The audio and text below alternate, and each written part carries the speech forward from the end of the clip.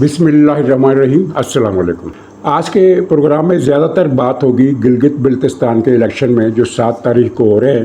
PTI की हालत पतली है, ये मैंने पहले ही एक प्रोग्राम में बताया था, लेकिन अब मुझे अंदाज़ा हुआ है, पता चल रहा है कि हालत पतली नहीं, बहुत ही पतली है। और वहाँ कौन सी जमात पहले नंबर पर आ रही है, कौन सी दूसरे नंबर पर, ये अंदाजे भी लग रहे हैं। और थोड़ा सा जिक्र ईरान अमेरिका मामलात का, जहाँ सदर ट्रंप ने एक मरतबा फिर वो मुतालबा दोहरा दिया है कि यूरेनियम ईरान के अंदर तल्फ नहीं किया जाएगा, बल्कि इसे अमेरिका के हवाले करना होगा।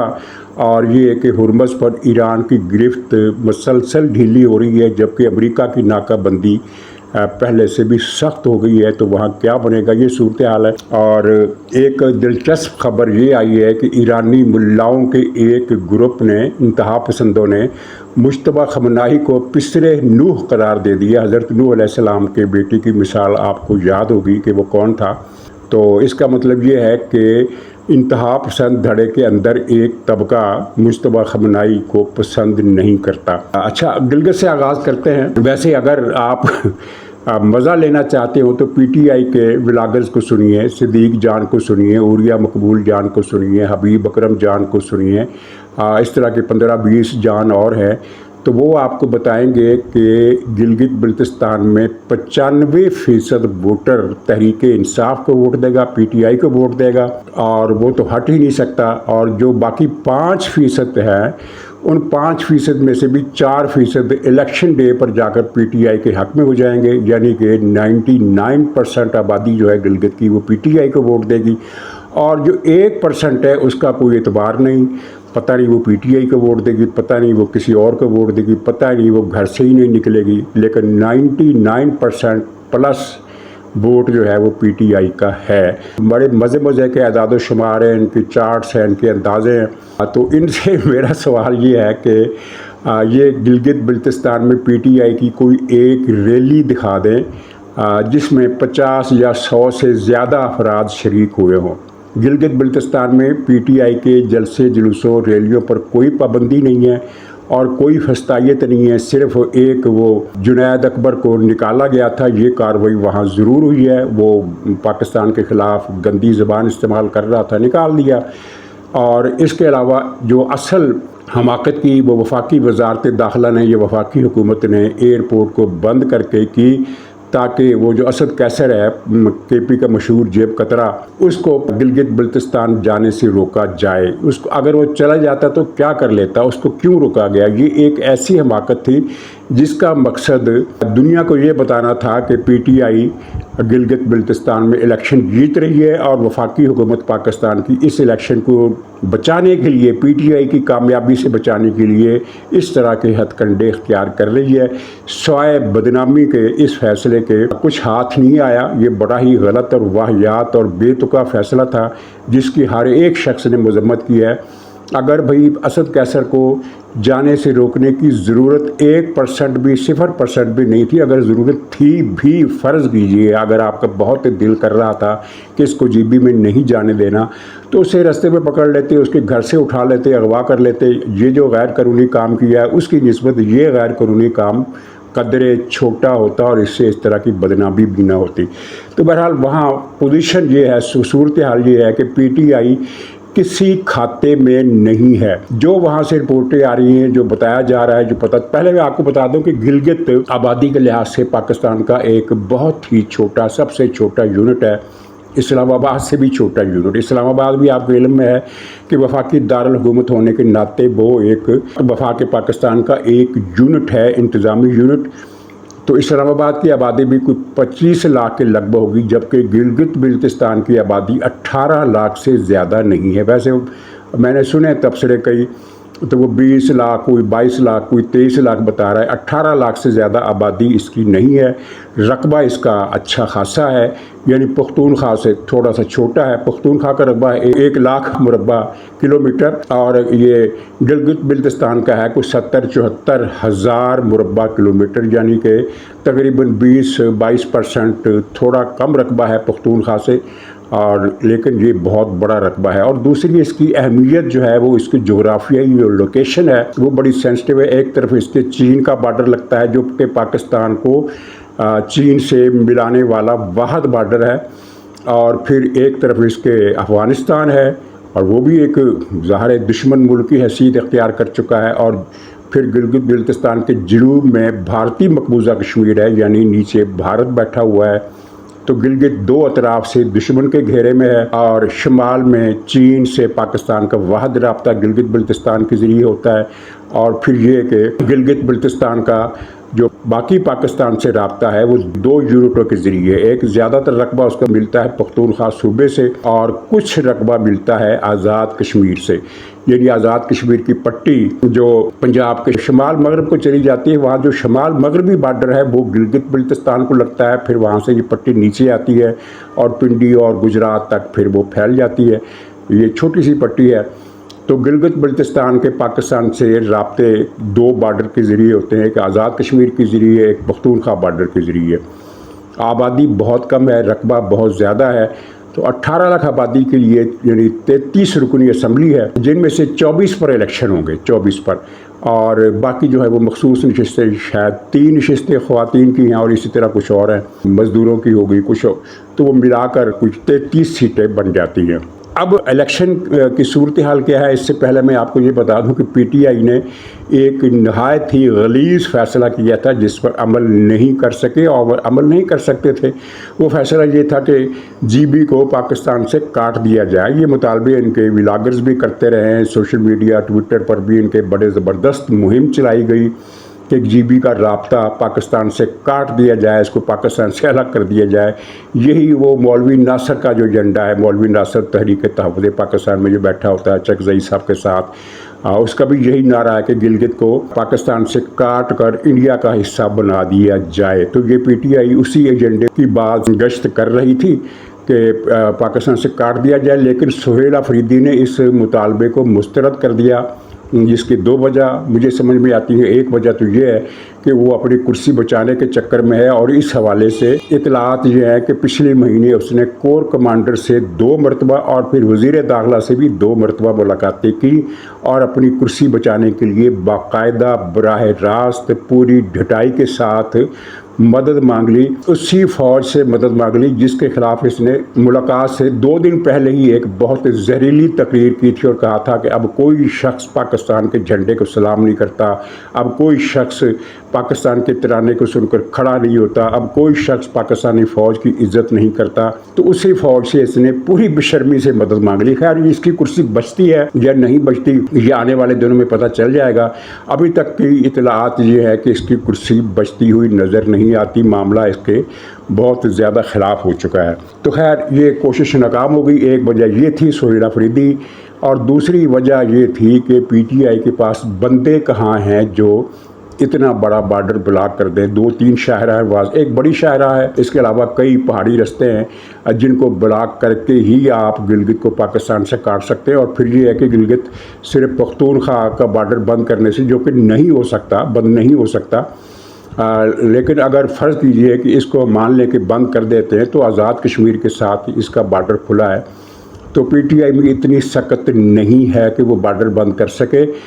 پی ٹی آئی میں اب کوئی سخت رہی ہی نہیں. خیبر پختونخوا کے اندر اس کے خلاف بیزاری بڑھتی جا رہی ہے. یا پشاور کے کسی بھی صحافی سے پوچھ لیں تو وہ شاید یہ تو نہیں کہے گا کہ اس کی مقبولیت بہت کم ہو گئی ہے، لیکن یہ ضرور کہے گا کہ لا تعلقی عوام کی اب بڑھتی جا رہی ہے. تو خیر انہوں نے فسادیت کا بڑا ڈھونگ رچایا ہوا ہے کہ بڑا ظلم. حالانکہ یہ 2 واقعات جو ہوئے ہیں، ان واقعات سے قطع نظر وہاں نہ تو کوئی گرفتاری ہوئی ہے، نہ کوئی لاٹھی چارج ہوا ہے، نہ کوئی کسی ریلی کو روکا گیا ہے، نہ کسی جلسے کو روکا گیا ہے. یہ پورے گلگت بلتستان میں جہاں جہاں بھی انہوں نے امیدوار کھڑے کیے ہیں اپنے پی ٹی آئی کے آزاد یا دوسرے طریقوں سے کسی اور پارٹی کے ساتھ اتحاد کر کے، کوئی بھی کسی بھی جگہ ان کو جلسے سے نہیں روکا گیا. لیکن ان کے جلسوں میں 50-100 سے زیادہ آدمی نہیں آئے. اگر کسی جلسے میں ان کے 300 आदमी भी आ जाता है ना, 300 आदमी, 500, 600, 1000, 1200 नहीं, सिर्फ 300 आदमी भी आ जाता तो पीटीआई के सोशल मीडिया ने एक तूफान खड़ा कर देना था कि देखो अवाम का समंदर बाहर निकल आया, और इमरान खान के एक आवाज़ पर उसकी एक तस्वीर की झलक देखने के लिए पूरा गिलगित बाहर निकल आया, करोड़ों अफराद का गिलगित में मुजाहरा, और ये देखो अवाम का समंदर। और फिर वो 300 अफराद का जुलूस जलसा दिखाते, जिस तरह अडियाला के बाहर इनके 50, 60, 70 आदमी होते हैं, लेकिन कभी कभी 300, 400 आदमी भी हो जाते हैं। जिस दिन 400, 300 आदमी हो जाता है उस दिन इनके सोशल मीडिया पर एक तूफान बर्पा होता है कि पूरा पाकिस्तान अडियाला के बाहर पहुंच गया। तो ये सूरत वहाँ इन्होंने करनी थी लेकिन नहीं की। इसका मतलब ये है कि इनके पास भी कोई फुटेज नहीं है जिसमें 50-100 से ज़्यादा आदमी किसी पीटीआई की रैली में शरीक हुए हों। इसके बरक्स पीपल्स पार्टी और मुस्लिम लीग के जलसों में सैकड़ों की तादाद में लोग शरीक होते हैं। हज़ारों का जलसा तो गिलगित में अभी तक नहीं हुआ।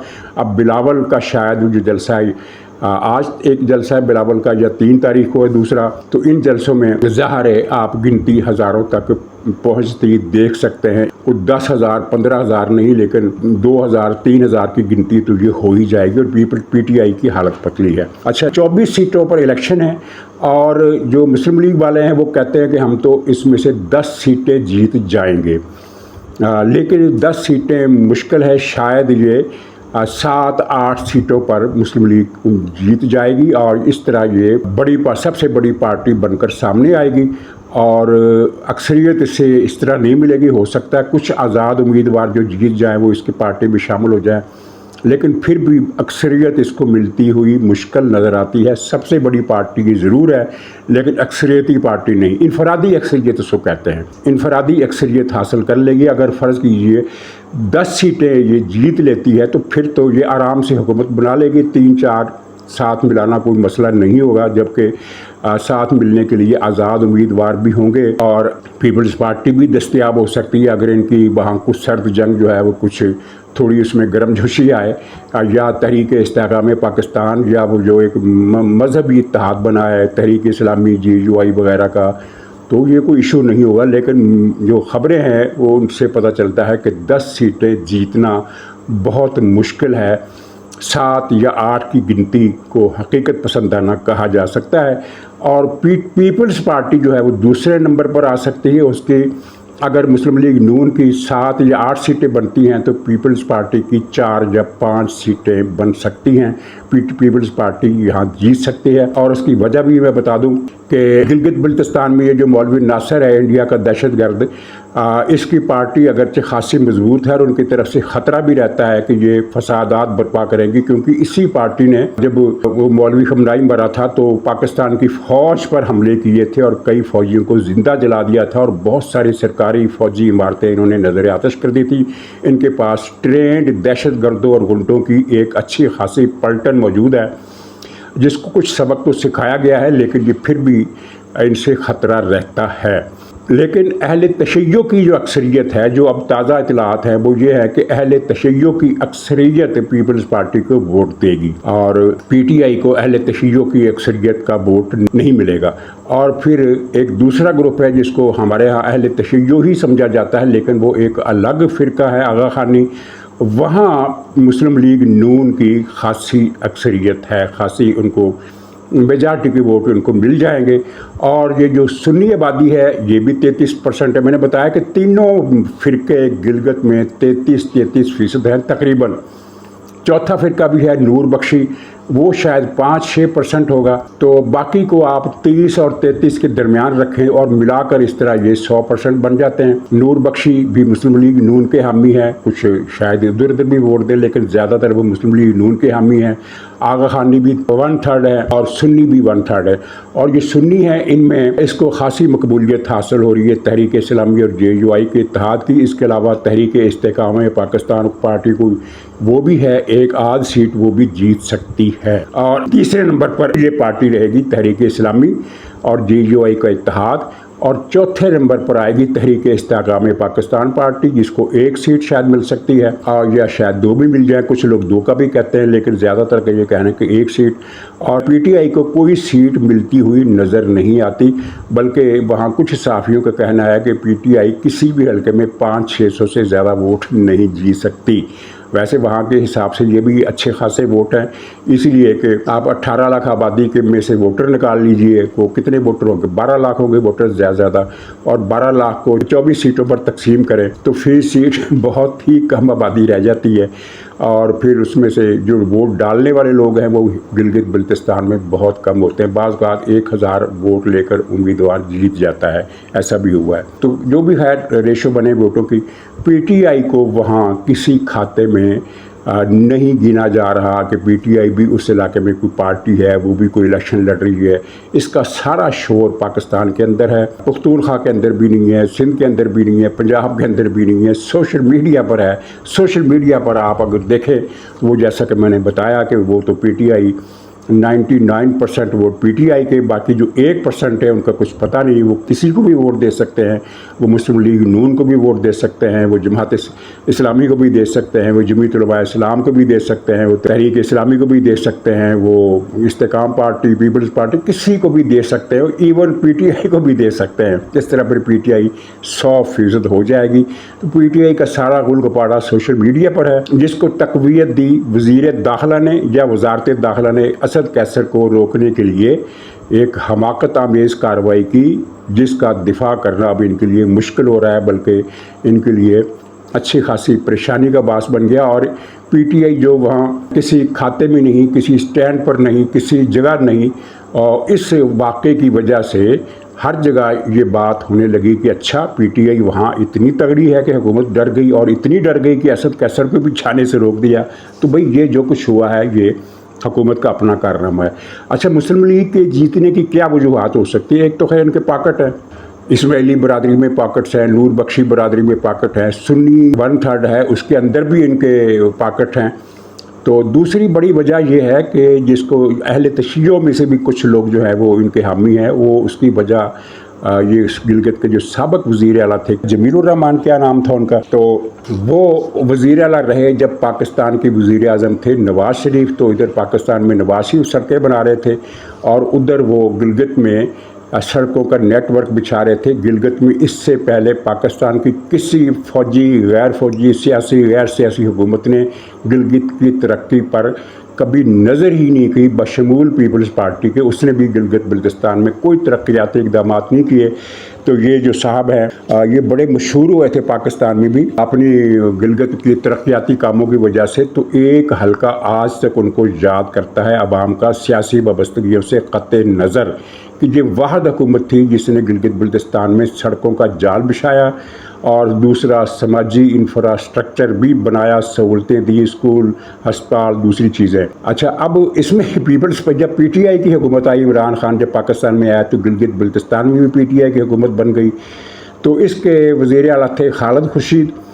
تو خالد خورشید کی وجہ شہرت 2 ہے، ایک نہیں۔ ایک تو وجہ شہرت ان کی یہ ہے کہ یہ گلگت بلتستان کے پہلے لیڈر ہیں جنہوں نے وہاں اینٹی پاکستان ایک کلٹ تخلیق دیا، جس میں پاکستان کو گالی دی جاتی تھی، پاکستان کو ختم کرنے کی بات کی جاتی تھی، فوج کو ننگی گالیاں دی جاتی تھی۔ ساری ریکارڈنگز موجود ہیں، ساری خبریں آن دی ریکارڈ ہیں۔ یہ پاکستان کے خلاف بڑی گندی بکواس کرتا تھا۔ اور دوسرا یہ کہ خالد خورشید کے دور میں یہ ساری سڑکیں تباہ کر دی گئی، ساری سڑکیں تباہ کر دی گئی۔ انفراسٹرکچر جو مسلم لیگ نون نے بنایا تھا وہ سارے کا سارا برباد کر دیا گیا۔ اچھا پیپلز پارٹی نے جب بھی حکومت کی گلگت بلتستان کے علاقے میں، ایک مرتبہ شاید ان کی حکومت بنی ہے، تو اس دوران انہوں نے وہاں مزدوروں کی جو محنت کش طبقہ ہے اس کی بہبود کے لیے کچھ کام کیے، اور کچھ ان کے جو نعرے تھے وہ وہاں کے عوام کی ایک تعداد کو پسند آئے۔ تو پیپلز پارٹی کی جڑیں بھی گلگت بلتستان میں گہری ہیں۔ اب یہ 4 پارٹیاں پارلیمنٹ میں ان کے وہاں کی اسمبلی میں پہنچیں گی، مسلم لیگ نون اور پیپلز پارٹی، اور یہ اتحاد مذہبی جو جے یو آئی کا اور کوئی تحریک اسلامی ہے وہاں، اور چوتھا یہ تحریک استحکام پاکستان پارٹی۔ یہ 4 پارٹیاں اسمبلی میں پہنچیں گی۔ پی ٹی آئی اسمبلی سے باہر ہی رہے گی، اس کی کوئی امید نہیں ہے वैसे بعض लोग कह रहे हैं कि नहीं, खालिद खुर्शीद की वालदा साहबा जो मैदान में आई हैं वो इलेक्शन जीत जाएंगी। तो इस पर 50-50 का चलिए रिस्क ले लेते हैं कि भाई जीत जाएगी या नहीं जीत जाएगी, लेकिन बड़ा मुश्किल है कि ये भी सीट जीत सकें। वहाँ इनके हलके में, अपने हलके में इनसे नफ़रत बहुत ज़्यादा है, और नफ़रत की वजह यही है कि खालिद खुर्शीद ने अपने वजारत आला के दौर में इस इलाके की सड़कें और इंफ्रास्ट्रक्चर, हेल्थ सेंटर, सब कुछ इसने तबाह कर दिया था।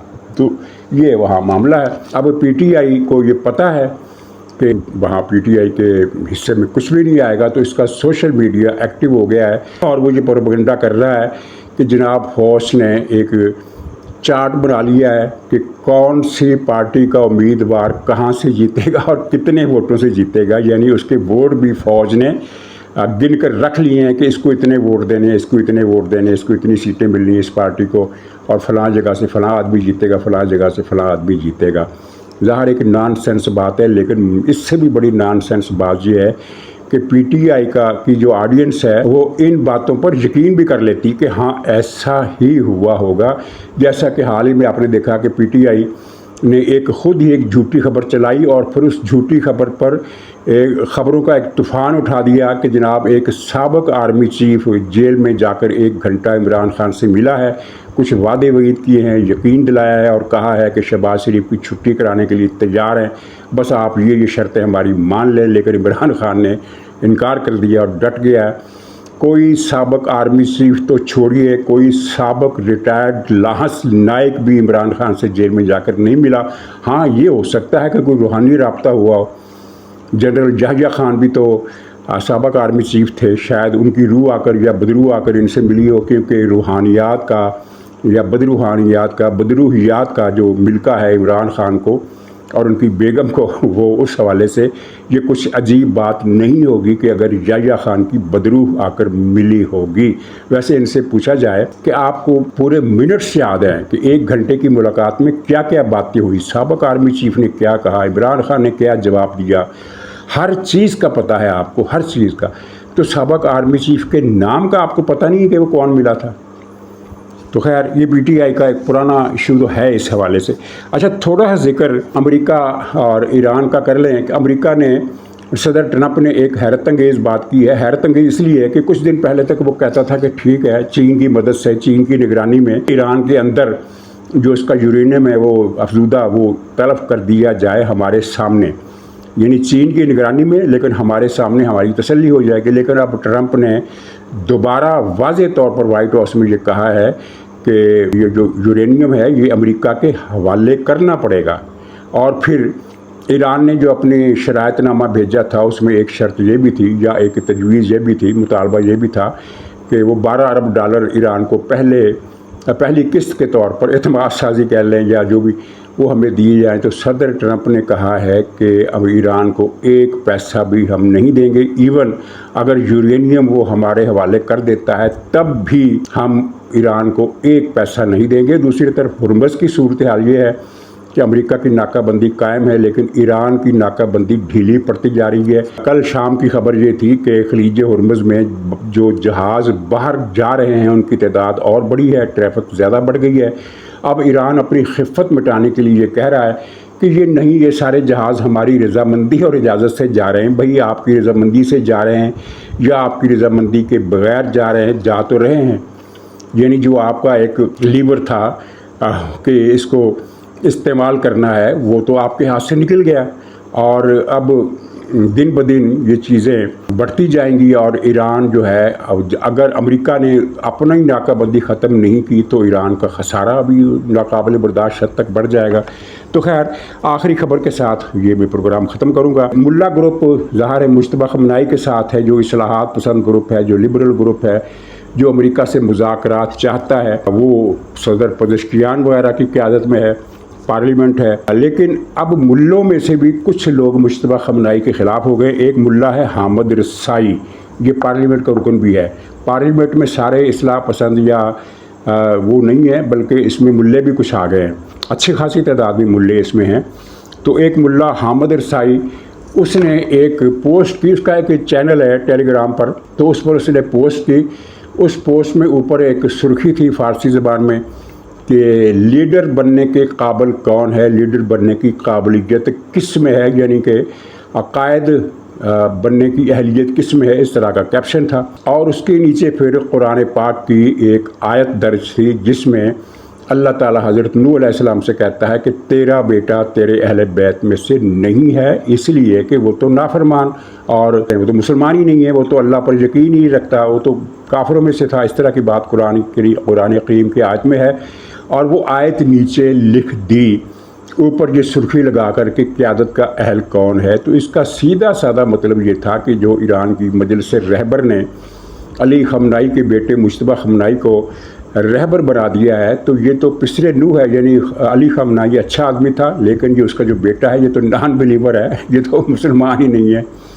اب پتہ نہیں، یہ تفصیل پتہ چل جائے گی کہ یہ مجتبیٰ خامنائی کے خلاف جو دھڑا ایکٹیو ہے، اور یہ اکیلا ایم این اے نہیں ہے، اکیلا رکن پارلیمنٹ نہیں ہے، اس کے پیچھے پورا گروپ ہے، کیونکہ ہولڈ اگر پاسداران کا ہے تو کسی ایک ایم این اے کی یہ ہمت نہیں ہو سکتی کہ وہ مجتبیٰ خامنائی کے خلاف اس طرح کا پوسٹ۔ بہرحال اب بہت ایک ڈبیٹ وہاں چل رہی ہے، اور جو انتہا پسند دوسرے ملے ہیں وہ اس کو گالیاں دے رہے ہیں، اس کی مذمت کر رہے ہیں، اور جو اس کی حامی ہیں وہ اس کی حمایت کر رہے ہیں۔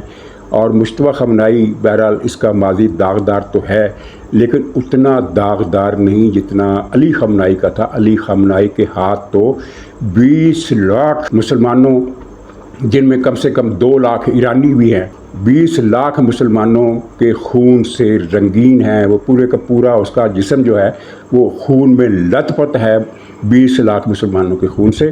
مجتبیٰ خامنائی کا ریکارڈ اس طرح کا نہیں ہے۔ کہا جاتا ہے کہ ایران میں جو مظاہرین پر فائرنگ کی گئی اس میں مجتبیٰ خامنائی بھی ملوث تھا، لیکن یہ پتہ نہیں کس حد تک درست ہے، اور اگر درست ہے تو تب بھی اس کا حصہ ایک لمیٹڈ قسم کا ہوگا۔ زیادہ قتل عام جو کیا ہے وہ ایرانی عدلیہ کے چیف نے کیا، کیا نام ہے اس کا، موسری اس طرح کا کوئی نام ہے، زیادہ قتل عام اس نے کیا ہے، اور یا علی خامنائی کے براہ راست حکم پر یہ قتل عام ہوا تھا، اور نیچے جو تھے ان میں یہ تھا عدلیہ کا اور پاسداران کا چیف، یہ 2 بڑے مین کرمنل اس واقعے کے ہیں۔ اب مجتبیٰ خامنائی نے کوئی چھوٹی موٹی واردات کی ہوگی، لیکن اس سطح کی کارروائی اس نے نہیں کی، اور اس کے جو اثاثے ہیں، بڑی مزے کی بات ہے، پی ٹی آئی کا ایک چینل یوٹیوبر ہے، اس کے تھم نیل پر میں نے دیکھا، یا پتہ نہیں اس کے متن بھی تھا کہ دیکھو ایران کی قیادت کتنی عظیم ہے، مجتبیٰ خامنائی کے پاس تو اپنا ذاتی مکان بھی نہیں ہے، کرائے کے مکان میں رہتا ہے۔ بھائی اس کے 30 ارب ڈالر کے اثاثے ہیں، 30 ارب ڈالر، یہ روپے میں کتنے بنتے ہیں، کھربوں بنتے ہیں۔ اتنی مالیت کی جائیدادیں آصف زرداری اور نواز شریف خاندان کی بھی نہیں ہیں جتنی مجتبیٰ خامنائی کی ہیں۔ بہرحال باپ سے وہ بہت پیچھے تھا۔ علی خامنائی کی جائیدادیں آپ سرچ کریں نیٹ پر، علی خامنائی کی جائیدادیں 200 ارب ڈالر کی تھیں، اور یہ بیٹے نے ابھی شروعات کی تھی، 30 ارب ڈالر تک تو پہنچ گیا تھا۔ اب دیکھیے، اور ایران میں یہ کام کیا ہوتا ہے، کل بھی آپ نے خبر سنی ہوگی کہ ایران میں صرف تہران میں 70 افراد کے اثاثے، ان کی جائیدادیں، ان کے مکان، ان کی دکانیں ضبط کر لی گئی ہیں اس الزام میں کہ انہوں نے حکومت کے خلاف مظاہروں میں حصہ لیا تھا۔ یعنی ایران میں جو مظاہروں میں حصہ لیتا ہے اس کو یا قتل کر دیا جاتا ہے، یا پھانسی دی جاتی ہے، یا اس کی جائیداد ضبط کر لی جاتی ہے، اور یہ جائیداد جاتی ہے پاسداران کے عہدے داروں میں درجہ بدرجہ، اور سب سے بڑا حصہ ہوتا ہے رہبر اعلیٰ کا۔ اس کی تفصیل پھر کبھی سے، اجازت دیجیے، انشاءاللہ اگلے ولاگ میں ملاقات ہوگی، تب تک کے لیے خدا حافظ۔